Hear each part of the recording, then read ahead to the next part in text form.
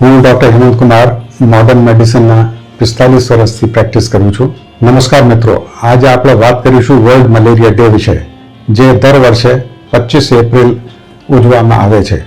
આ દિવસનો હેતુ મલેરિયા વિશે જાગૃતિ ફેલાવવાનો અને તેને સમાપ્ત કરવાની પ્રતિબદ્ધતા મજબૂત કરવાનો છે.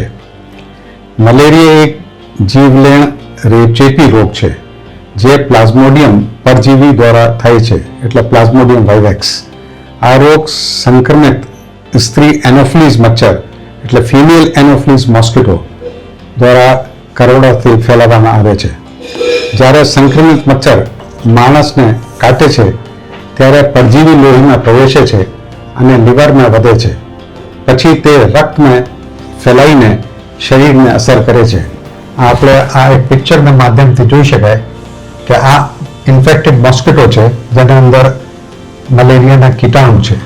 આ માણસને કરડે છે, પછી આ અહીંયા એના લોહીમાંથી લીવરમાં જાય છે જીવાણુ, પછી લોહીને વધીને લોહીમાં આવે છે, પછી મચ્છર આ માણસને કરડે તો એનો લોહી ચૂસી લે છે, પછી આ બીજા માણસને કરડે છે અને પછી આ એને એવી રીતે સાયકલ પૂરી કરે તો મચ્છર એને કરડે તો આમાં પછી એટલે એવી રીતે આ મલેરિયાના ટ્રાન્સમિશન થતું હોય છે.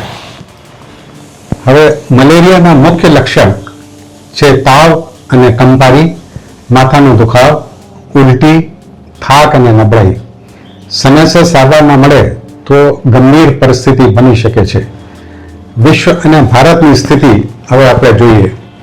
વિશ્વ મલેરિયાની 2024ના કુલ કેસ 282 મિલિયન એટલે 28.2 કરોડ હતા. કુલ મૃત્યુના આંકડા 6.1 લાખ હતા. અસરગ્રસ્ત દેશોમાં 80 દેશો નિયરલી એનાથી અસરગ્રસ્ત છે. મુખ્ય હકીકતો છે કે 94% કેસ અને 95% મૃત્યુ આફ્રિકા ખંડમાં થાય છે. મૃત્યુના 75% બાળકો હોય છે જે 5 વર્ષથી ઓછા હોય છે. 2023 કરતાં 2024માં કેસમાં વધારો થયો છે, નિયરલી 9 મિલિયનનો વધારો. આ બહુ મોટો વધારો છે વિશ્વમાં.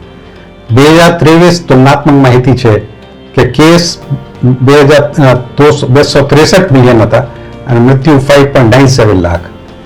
લાંબા ગાળાનો પ્રોગ્રેસ એટલે 2000 પછી 2.2 બિલિયન કેસ અટકાવ્યા છે અને 12.7 મિલિયન મૃત્યુ ટાળ્યા છે. હવે ભારતમાં મલેરિયાની પરિસ્થિતિ WHO મુજબ ભારત નોંધપાત્ર સુધારો કર્યો છે. 2017થી 23 સુધી 69% ઘટાડો થયો છે કેસમાં અને 68% ઘટાડો થયો મૃત્યુ આંકમાં, જે બહુ સારી વસ્તુ છે.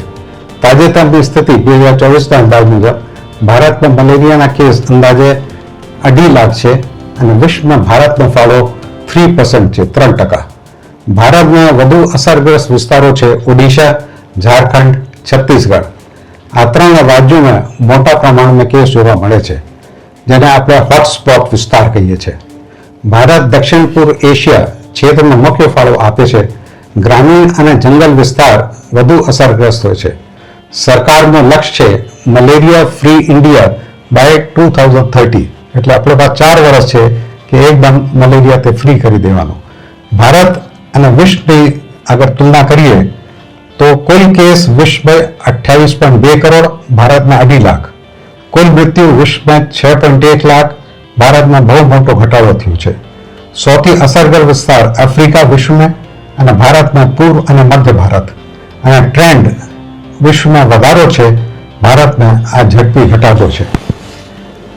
હવે કોણ વધારે જોખમમાં છે?